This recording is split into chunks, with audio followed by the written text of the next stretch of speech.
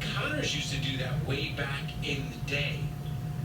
But that's the Rafa version of the skyhook. I know, Mr. Goat, that looks amazing, but there are danger signs for Rafa Nadal. Welcome to another exciting edition of Coffee Break Tennis Quick Sips.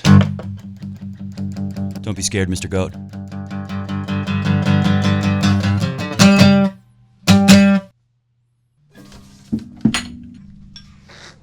Quick Sip! Mr. Goat has always thought the Quick Sip idea was bad. He finds it very scary. Today, we are so limited on time, I am about to run out the door with my hair and headband on fire to head to the tennis courts. But first, let me catch you up on, to me, one of the biggest things of the day. Obviously, there's a lot of stories going on. Novak Djokovic, I think he just wrapped up beating Tennys Sandgren in straight sets. He was beating him pretty easy.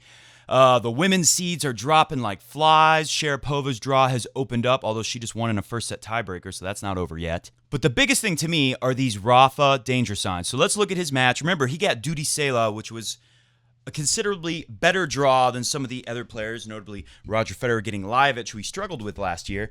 Let's look at the stats. Okay, so Rafa wins 6-3, 6-3, 6-2, straight sets. The first set was at 3-all. Even the commentators were saying, it looks like Duty Sela is outplaying Rafa. It was very competitive, we'll say that at least.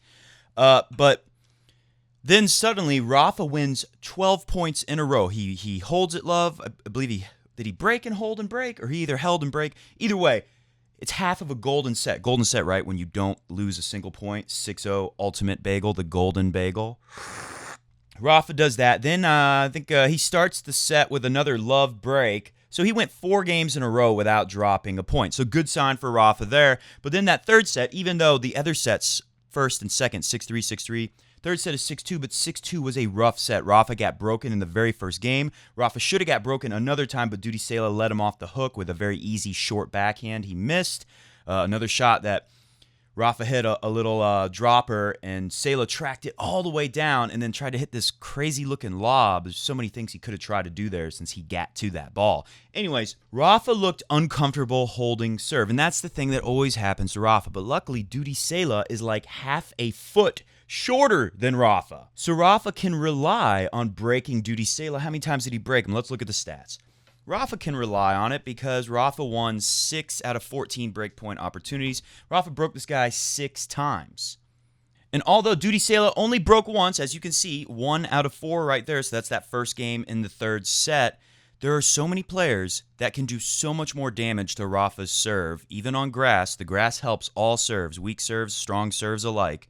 And Rafa, I don't want to say Rafa has a weak serve, but serving is not Rafa's forte. Would someone like a Marin Cilic get more breaks than Duty Sela did against Rafa? Probably. Maybe not, though. But he would only need 1 or 2 anyways, because Rafa is not going to break some guy like Marin Cilic 6 times, any of these world-class servers. So Rafa's serve number 74% first serve in. That's very good. Rafa always gets a lot of first serves in because he doesn't go for as much. Win on first serve, 79%. That's pretty good. Now, there's a lot of guys now. We're going to look at the leaderboards in a second. There's a lot of guys winning on first serve in the 90%. So 79 looks a little low compared to those guys. Unfortunately, for those of you who want Rafa to go down, most of those guys are in Roger's half of the draw. Win on second for Rafa, 55. Obviously, he would want that number higher, but it's not glaring. It's not terrible. But now let's look at where things, well, we'll look at the draw in a second. Now let's look at the overall stats. These are the top 20 players for win on first serve percentage. Federer was second place. Now he's been bumped down to 5th place as more players have played their opening match. Federer at 91%. And you got a 4-way tie. So actually, Roger still is second place. But now there's 4 guys tied with Sam Querrey. And one of them is Baghdadis, who I'm really kicking myself now that I didn't pick him.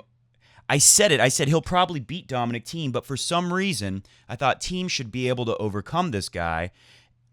And I switched my Racket Bracket pick. By the way, below, there is a link to my Racket Bracket if you want to take a look at it. I chose Matthew Ebden to beat David Goffin, the Gopher, and Cousin Fed. And then I switched it, which was really dumb. Same with Dominic Thiem. I picked Marco Baghdadis, and I thought, no, Thiem's ready for this. He should be able to at least get through this first round, even though Baghdadis is a good grass court player. He's much older now. He hasn't been winning much for forever, so I'm mad about that. Anyways, Baghdadis, 93%.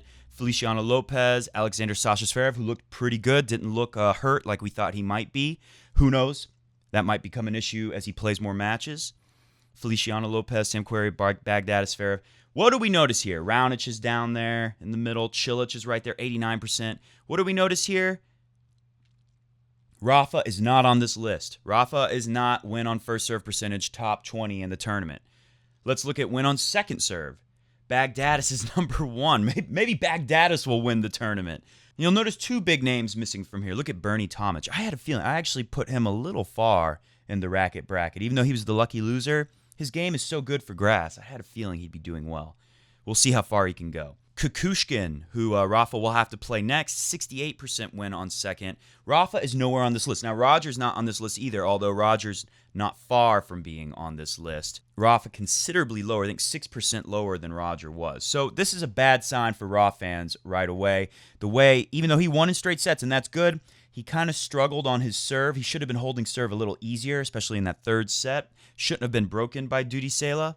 And the fact that Rafa is not on either of these lists, although Rafa is very high on the first serve in percentage, but if you're not winning it that much, that doesn't always help. Let's look at the draw, though. Here's the good news for Rafa fans out there. Rafa next will have Kukushkin, who actually could be tricky and dangerous, but I'm sure most people don't even know who that is, so that's a good sign for Rafa. Alex de Minaur, the Demon. I didn't put much faith in him here. He beat Cecchinato. That's a clay court specialist. But the good news here is Misha Zverev is out. And a lot of people thought that was someone who could beat Rafa in the first week. Because remember, in week 1, the grass plays a lot different than week 2. Week 2 suits Rafa's game more. Pospisil, though, was a name that some people thought he's got a pretty big serve. He can beat Rafa, but he ain't going to because he lost to Kukushkin. Herbert has a pretty good serve, plays a lot of doubles. He's kind of like a doubles specialist. He's a young guy for a doubles specialist. Most doubles specialists are older. Herbert's got a good volley. He's got a pretty good serve. Maybe that could be tricky, but overall, this is good for Rafa. He doesn't have to play a guy like Misha Zverev who loves grass, who plays serve and volley style, has a good serve. And then above that, Shorty D came through. You got Vesely there. You got Simon Bolelli and Fabio Fognini. I think Fabio Fognini will find a way to come through this. He should. None of these guys are like super great grass court players. I mean, Florian Mayer is a great grass court player. He's a lot older now. And was that Yuri Vesely?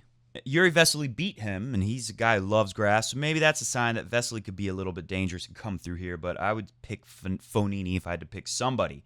So good signs for Rafa overall because this draw is doable. And remember, all he has to do is just get to week 2, and things will get better from there. But if I'm a big Rafa fan, I'm a little bit worried that he struggled to hold serve. Even if it was only a couple games, the fact that he struggled just a little bit today. I know it's his first round. I know he didn't play a warm-up in it or anything. But Rafa's serve numbers aren't great. And if he wants to get to the Wimbledon final, I still think he's going to find a way to do it. He's going to have to do better on serve. All right, thanks for watching Coffee Break Tennis. We will see you tomorrow after Roger Federer plays against Wacko Lacko. Quick sip.